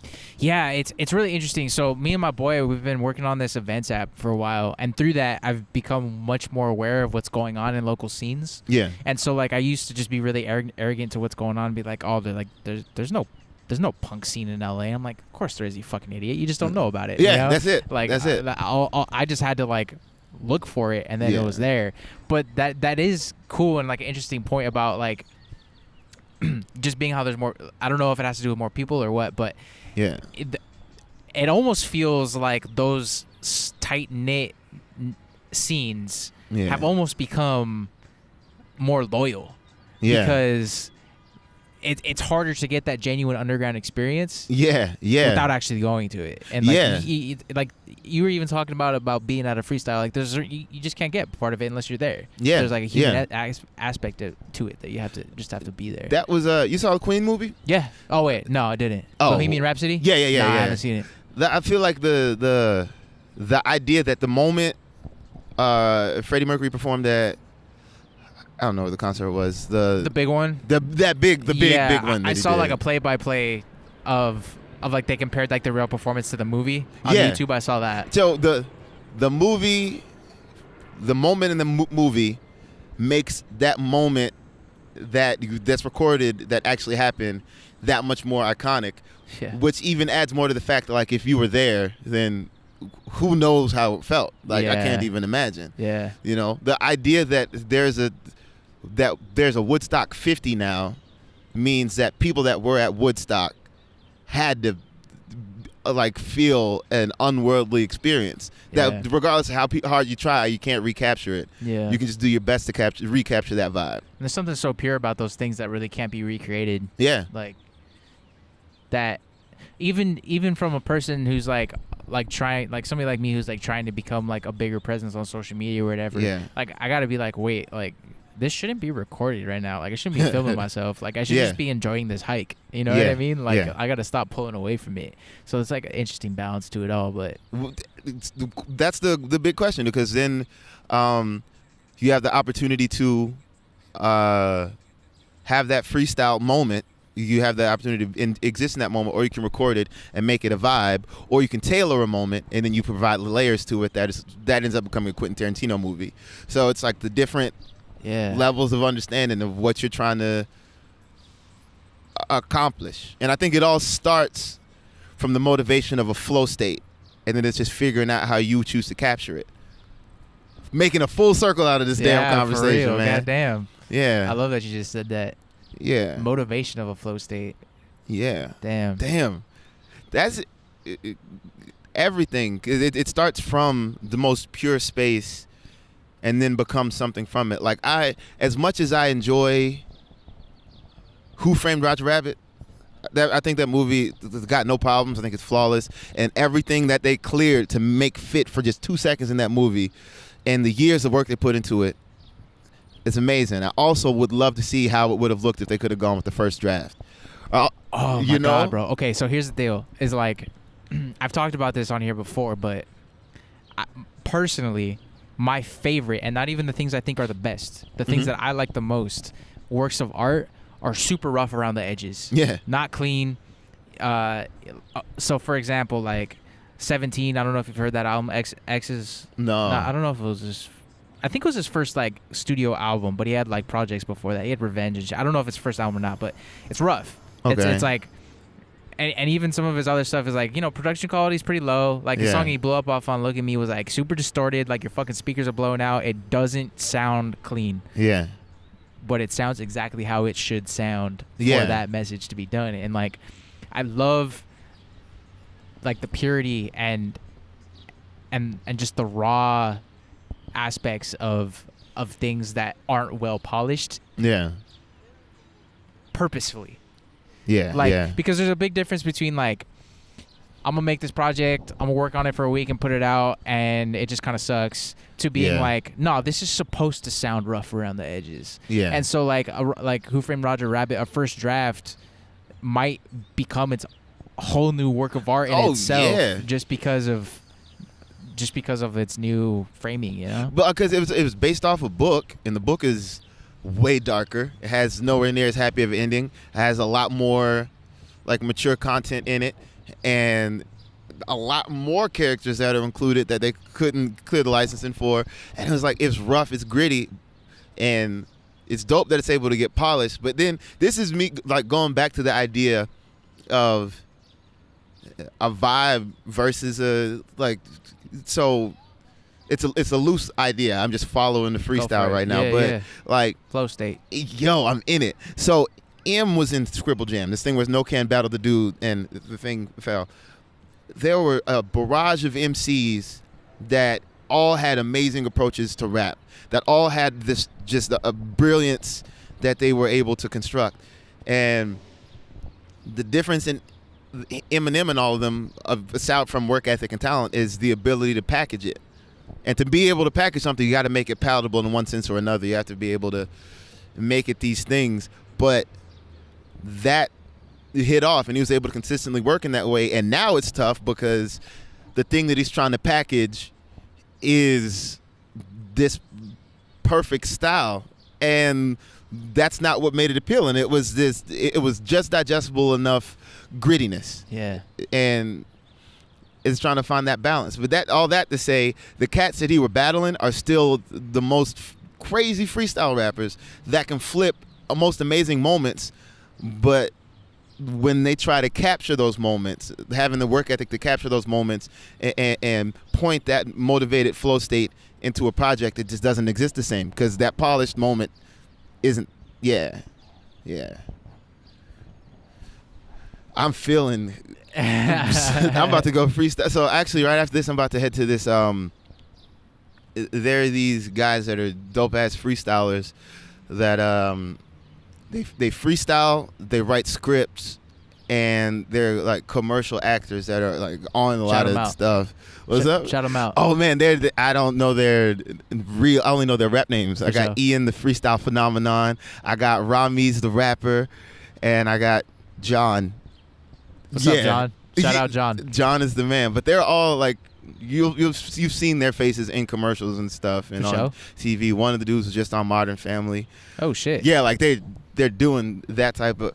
I didn't even realize. I just thought they were dudes that really dope at freestyle, and then I was kicking with them, and I was like, yo, everybody in this house I've seen on a commercial somewhere. It's fucking crazy how like under the radar people can fly who are actually super big. Like this chick, Billie Eilish. Yeah. Like she flew under the radar for me for so long, and then I didn't even become aware of her until, well, I mean, like I knew who she was because like I used to homeschool with her like back in the day or whatever. Oh, no way. But I didn't even become aware of like what the fuck she was until she was already a fucking superstar. Yeah. And I was like, how could that have like flown under my nose for so long? And then being like, oh, I gotta check this shit out, and looking at the art and being like, this shit is goddamn amazing. Yeah. And there's so much of that. I mean, I was even thinking, like a lot of times when I'm thinking about like money and shit and like getting caught up in my own fucking bullshit, for real, I'll be like,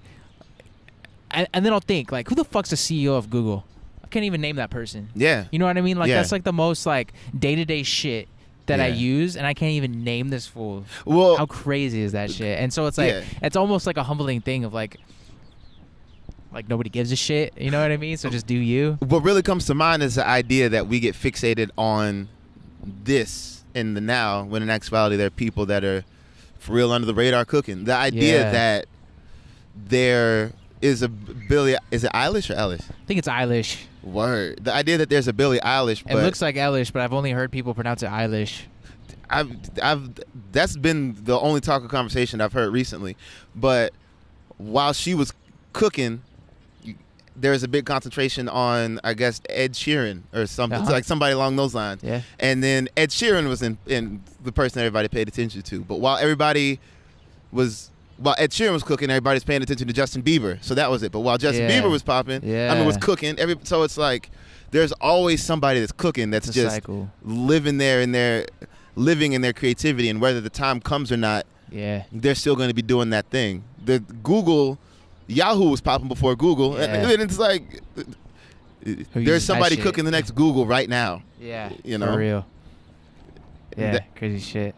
So what is the thing that you would want to get lost in? Is it the idea that being in the know for immediately right now, or being in the kitchen so that later you're the one that people want to be, the dish everybody wants to be trying? Yeah, I mean, I've recently gotten to the point where like I try to shut a lot of outside shit out, and like because for so long I was getting caught up in like trying. It's kind of like what we were saying. I'm trying to bite these little things from everywhere. Yeah. And trying to make my version of Google, like for example. Yeah. And I just end up making some piece of shit that's already been done. Yeah. And so if I can just be comfortable with accepting what those things are, and then stop paying attention to like what these other companies are doing, and just trying to focus on what I think needs to be done, or like whatever problem I think needs to be solved, all of a sudden you open up your eyes to like something new. Yeah.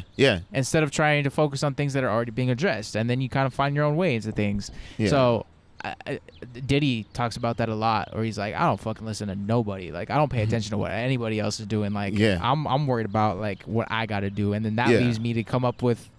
That's why there's one Diddy, is because I'm not doing what anybody else is doing. Yeah, but Diddy's a perfect example of.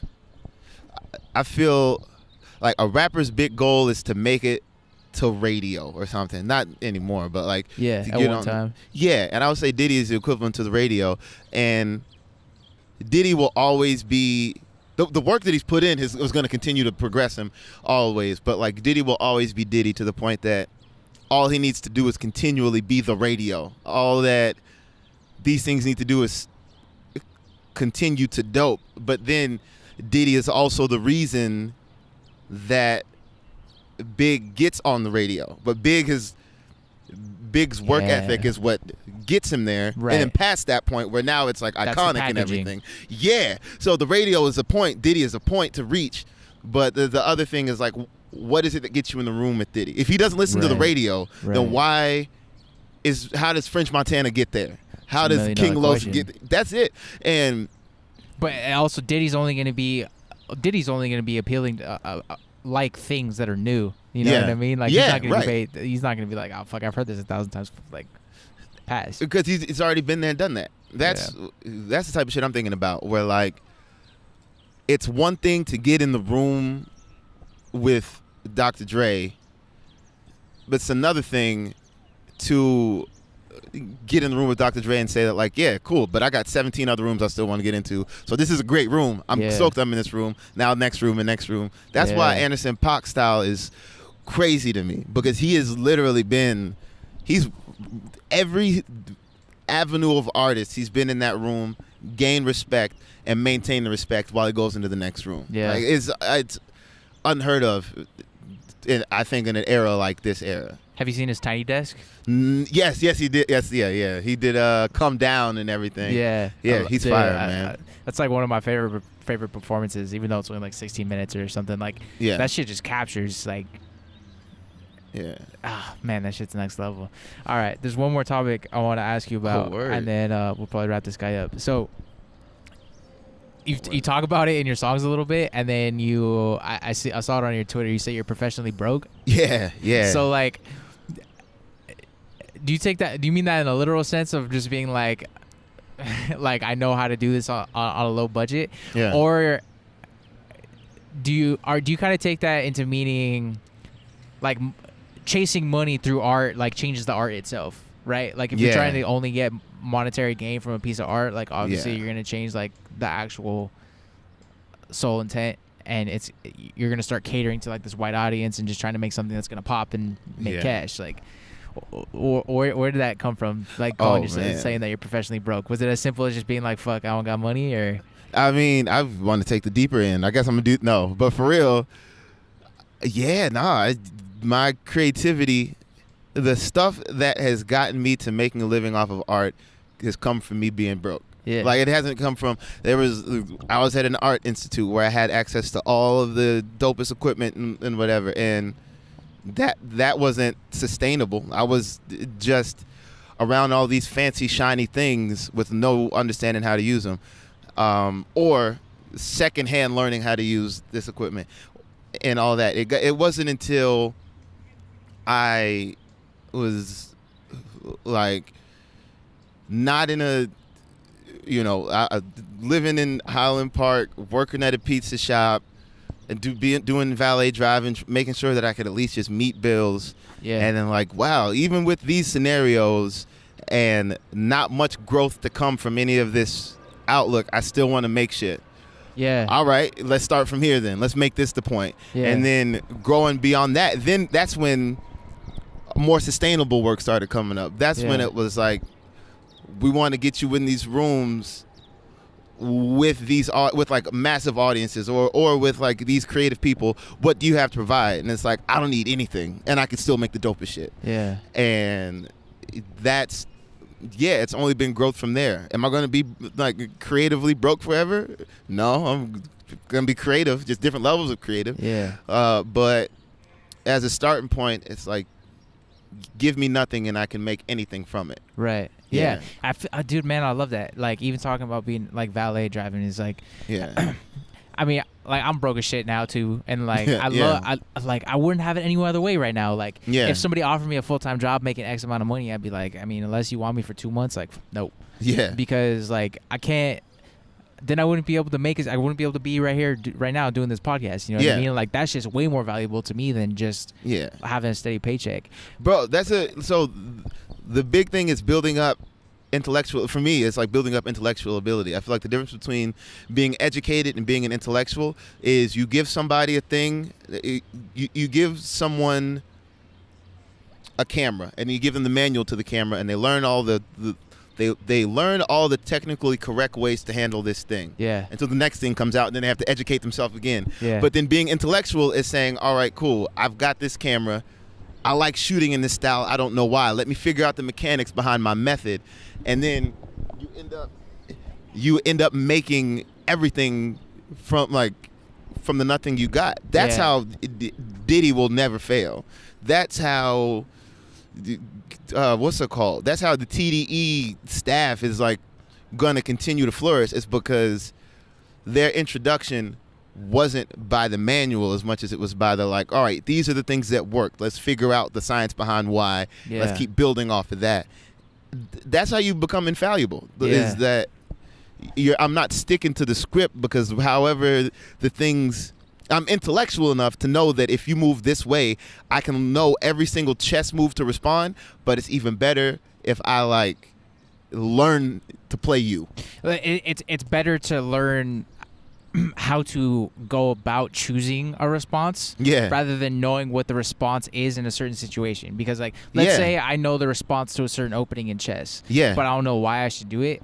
I only know one response. Yeah. But if I know why you should make a certain response, that then opens up like a whole fucking river avenue of different ways of like why you can inform decisions like later on in the game and shit like that. Right. Yeah. Man. Fucking. I feel like a lot of people, and maybe I'm speaking out of turn, I don't know, but like, it's almost like you just have to get through that part of like not knowing what you're doing and not having money. Yeah. And just like trust the process and get through that. Yeah. And then you'll get to a point where like, okay, like I have way more knowledge than when I started here. Yeah. Like I'm still here. Like I survived. Like obviously I can keep going. Like, so like, let me just not give into the fact of like comfort, I guess. Yeah. Like I don't want to buy comfort in exchange for like not being able to create and like figure shit out. Like I would much rather take risks take risks that include losses with the amount that I got now than with millions. Because if I start now and like make that understanding. For sure. I don't know, Gary Vee, have you ever heard of him? Bro, he always talks about like your ROI, return on investment of taking a risk. He's like, it's instant. It's instantaneous. He's like, whether you get monetary return or not, like, you already got your return on your investment, which is like you got the knowledge of being able to take this fucking risk and see what happens. Yeah. And so now you'll be better informed the next time. And that's it. Yeah. That, man, that's how the growth happens. That's how, for me, artists that I'm motivated by continue to progress. Is they work at a certain level, they figure out the results from that certain level, and they go to a spot and they're like, here are the results from how I do this thing. So give me more resources and I can make more happen. Yeah. It's a science at that point. Yeah. Yeah. There's also like never been a better time to fucking like not go a traditional route either. Like there's never been a better time to try some shit out on your own and see if it pops on the internet. It's like Donald Glover. Yeah. Fucking Lil Dicky. Bro. Yeah. Yeah. I watched Lil Dicky give a talk one time and like he was saying how he worked for, I think it was 2 years creating content without putting it out. He was just stockpiling songs and music videos and content to put out on social media. Yeah. And he's like, okay, like day one of my rap career, and he dropped fucking Save That Money. Yeah. Which were like, and it like in 3 days got like 4 million hits or some shit. Like day one of his rap career. Yeah. And he was talking about like, if I didn't prepare for 2 years to have a catalog of work to release, I would have dropped this video, it would have blown up, and I would have been at zero. Yeah. With nothing to go from. That's kind of a side tangent, a little dicky, but more about just the power of the internet and like. That's the thing that the conversation I get caught up in a lot with a lot of like very successful people that I frequently collaborate with is the idea of just make it and put it out and let people respond how they will. And it's like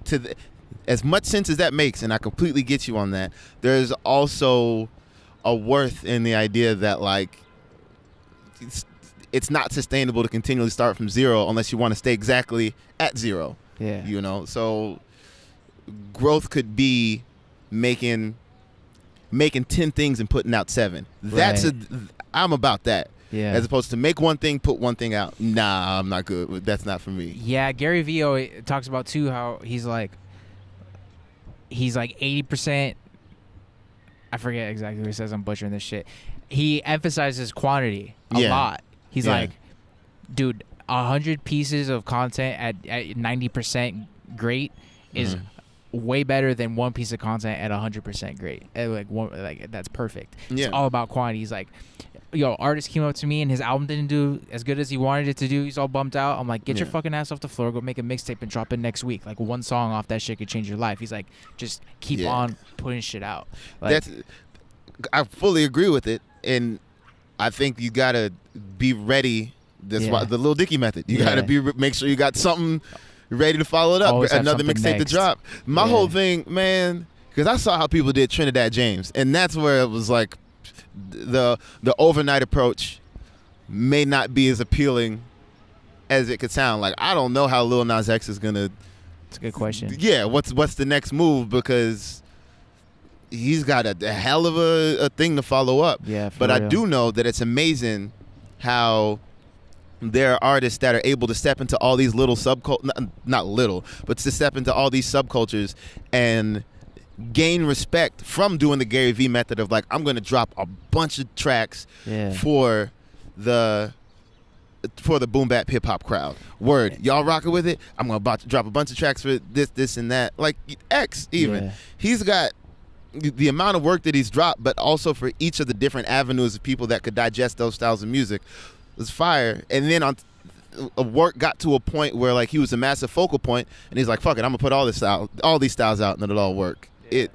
That's how I ended up catching on.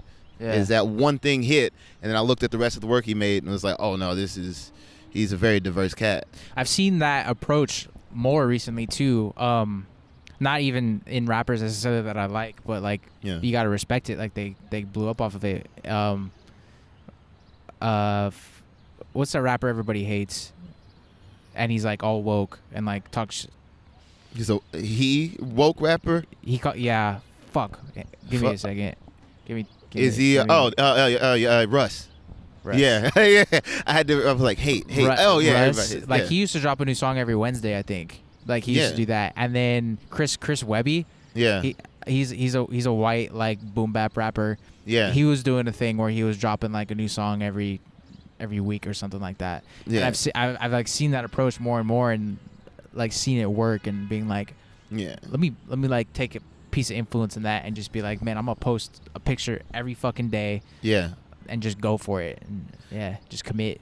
I think that's half of it. Just like consistency and commitment. It's like, all right, deciding I'm gonna do this. And then having an idea of, that's what I hear a lot of different approaches on the idea of like, between having a specific idea of what you want versus like having an understanding and an open reception, if that makes sense. Because if the specific idea is I want to make something that blows up and gets super successful, successful may not mean liked. It just means, because Russ is super successful. Macklemore blew up, was super successful. It wasn't sustainable at that level because it ended up becoming the stuff that he blew up off of was a gimmicky thing. He blew up off of his Big Mac as opposed to his menu. You know, so it's which one do you want people to like, your menu or your Big Mac? And if that's the case, then make sure that your menu is just as strong as your Big Mac. Yeah. But if you just want to blow up, make sure your Big Mac's popping and you're good to go. Yeah. You started that with saying like what you want to be opposed to like what will happen when you put it out. I mean, it's the same thing of like just listen, like feel it out, and like, be adaptive. For sure. I think that's a good place to wrap it up. Bro, thank you. This fucking conversation was legit as hell, bro. Hey, Donald, I appreciate it, man. Yeah, no doubt. For sure.